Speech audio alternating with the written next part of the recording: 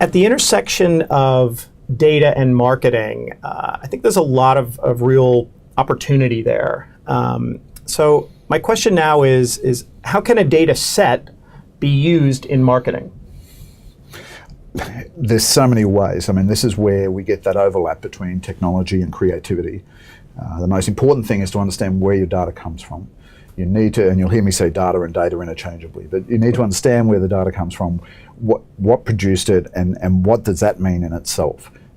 Then you have the creativity side. So in a recent contract sort of thing, we were looking at cybersecurity information and what sort of cybersecurity attacks were being detected.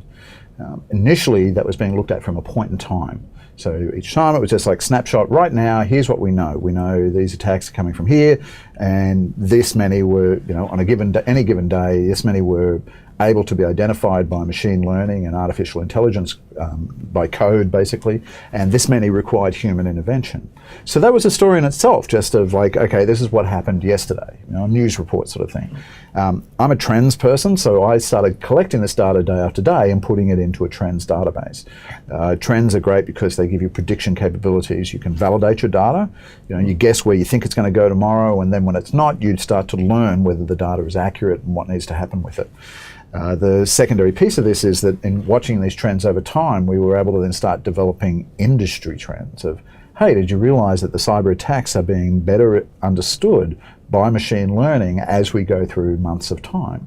And that gives you a message, again, you can now become an influencer in the marketplace, that you have data that no one else has. You have information and story, and that will bring people to your website. There is a company out there who runs cloud backup, and they produce reports about disk drive failure because they need it for themselves. Any backup company, they need to understand how disk drives fail. They produce reports about disk drive failures as a way of sharing information and giving themselves brand in the marketplace.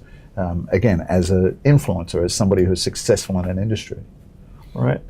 Well, I like the idea there that you start with data and a data set, and then you look at trends over time, right? Because again, like you said, that gives you that here's what's happening, here's how it's changing, and then here's what we then project is going to happen.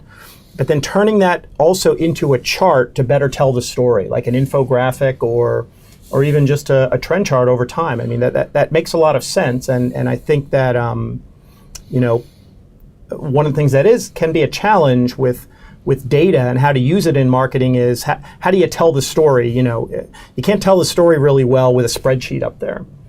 But if you can take it and turn it into a trend diagram or an infographic diagram, you found that people like to consume it that way, right?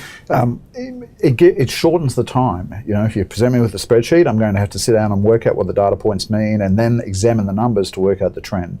You present me with a simple sort of trend chart, well, okay, with a trend line on it or something like that, now you've given me one piece of information. The thing I love from infographics is that immediate accessibility, that I can look at the infographic, and generally from the other graphics involved in the piece, the entire story is being told. So I don't have to go and read the X and Y.